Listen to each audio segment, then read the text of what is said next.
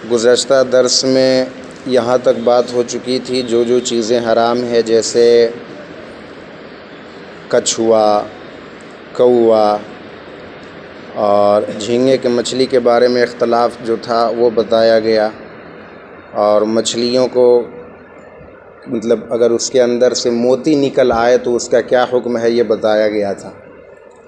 और साथ में इसका भी ज़िक्र आया था कि बाज़ जानवर कभी कभी गंदगी और नापाकी खाते हैं जिसके वजह से उनको खाना भी मना होता है।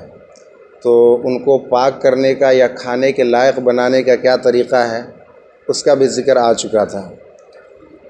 10 मसाइल हल हो गए हैं। मसला नंबर 11, बकरा जो खसी नहीं होता वह अक्सर पेशाब पीने का आदी होता है और उसमें ऐसी सख्त बदबू पैदा हो जाती है कि जिस रास्ता से गुज़रता है वह रास्ता कुछ देर के लिए बदबूदार हो जाता है। तो उसका भी वही हुक्म है जो जल्लाला का है। अगर उसके गोश्त से बदबू दफ़ा हो गई तो खा सकते हैं, वरना खाना मकरूह है। यानी जिसको खसी ना किया जाए बकरे को, तो उसकी तबीयत में बड़ी ख़राबी होती है, वो पेशाब भी पीता है जिसकी वजह से उसके गोश्त में भी बदबू और नापाकी आती है। तो जल्लाला के बारे में बताया गया था कि अगर कोई जानवर नापाकी खाने का पीने का आदी हो गया हो तो उसको 20 दिन, 25 दिन, 40 दिन, जितने दिन भी बांध करके रखा जाए ताकि वो गंदगी के करीब ना जा सके। जब यकीन हो जाए कि हाँ अब इसका गोश्त बिल्कुल फ़्रेश है, अब उस सूरत में उसको खाना बिल्कुल हलाल होगा, वरना इस सूरत में खाना मकरूह और ममनू है।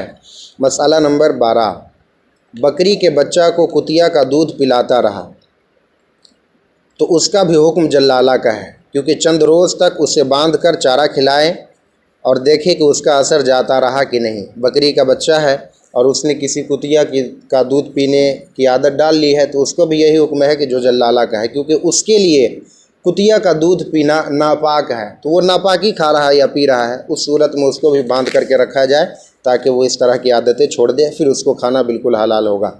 बकरी से कुत्ते की शक्ल का बच्चा पैदा हुआ, अगर वो भौंकता है तो ना खाया जाए। देखिए, दो अलग अलग स्पेशीज़, दो अलग अलग जीव जब मिलते हैं फिज़िकल, तो उस सूरत में एक अलग ही जीव का निर्माण हो जाता है।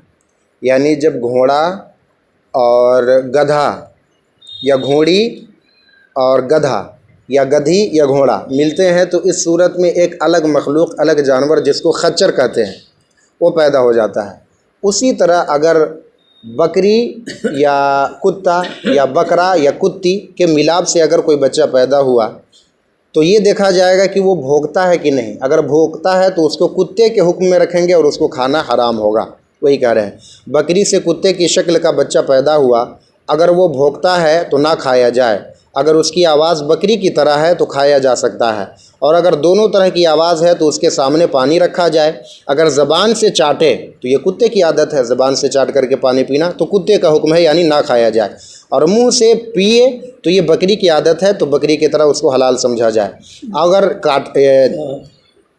दोनों तरह से पानी पिए, यानी कभी चाट करके भी कभी पी करके भी, तो उसके सामने घास और गोश्त दोनों चीज़ें रखी जाए। अगर घास खाए तो समझ जाए कि ये बकरी है तो उसको खाना हलाल है, मगर उसका सर काट कर फेंक दिया जाए, उसके सर का इस्तेमाल या उसको ना खाया जाए। और गोश्त खाए तो, और अगर घास के जगह पर वो गोश्त खाए तो उसको कुत्ता समझा जाएगा। और अगर दोनों चीज़ें खाएं तो उसे ज़बह करके देखें, उसके पेट में मादा है तो खा सकते हैं और ना है तो नहीं खा सकते हैं।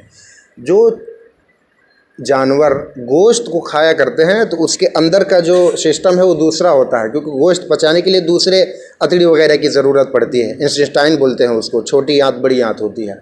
और जो हरी हरी सब्जियां या इस तरह की चीज़ें खाते हैं तो उनके लिए उस अतड़ी की ज़रूरत नहीं होती जो गोश्त पचाने के लिए ज़रूरत है। तो उसके अंदर देखा जाएगा ज़बह के बाद के आखिर, मतलब जिस तरीक़े से भी आदमी इत्मीनान हासिल कर ले कि आखिर ये कुत्ता है कि बकरी है, तो उसको खाना या ना खाना होगा। मसला नंबर 14, जानवर को ज़बह किया और वो उठकर भाग गया और पानी में गिर कर मर गया या ऊंची जगह से गिर कर मर गया तो उसके खाने में हरज नहीं, और उसकी मौत ज़बह ही से हुई है, पानी में गिरने या लुढ़कने का एतबार नहीं। पीछे मसला गुजरा था और कुरान की आयत आई थी कि हुर्रिमत अलैकुमुल मैता वद्दम वलहमुल खिंज़ीर वमा उहिल्ला लिग़ैरिल्लाह बिही वलमुनख़निक़तु वलमौक़ूज़तु वलमुतरद्दियतु वन्नतीहतु, कि जो ऊंचाई से गिर करके जानवर मर जाए उसको भी खाना हराम है, या जो पानी में डूब करके गला घूंट के मर जाए उसको भी खाना हराम है। तो मान लीजिए आपने किसी जानवर को ज़बह किया, अच्छे से ज़बह नहीं किया था, या पकड़ने वाले ने अच्छे से पकड़ा नहीं था, मुड़ियाया नहीं गया था अच्छे तरीके से, वो जानवर उठ के भाग गया, अब वो जा कर के कुएँ में गिर जाए, तो कुरान का तो हुक्म है कि अगर ऊंची जगह से कोई जानवर गिर करके मरे तो उसको खाना हराम है। इस जानवर के बारे में क्या हुक्म है? तो फरमाते हैं कि इस जानवर की जो जान निकली है ऊंचाई से गिरने की वजह से नहीं निकली, बल्कि ज़बह करने से निकली है, तो इसको खाना बिल्कुल हलाल होगा, कोई दिक्कत की बात नहीं है।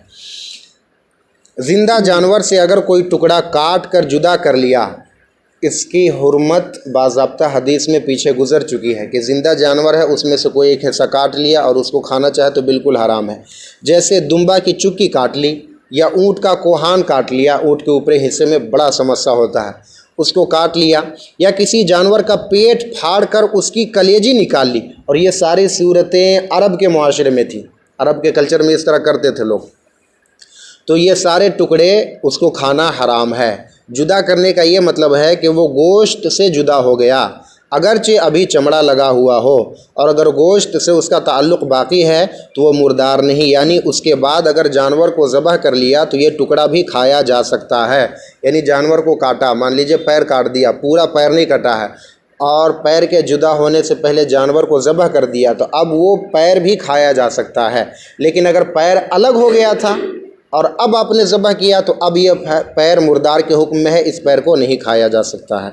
अल्लाह तबारक व तआला अमल सालिह की तौफ़ीक़ अता फ़रमाए।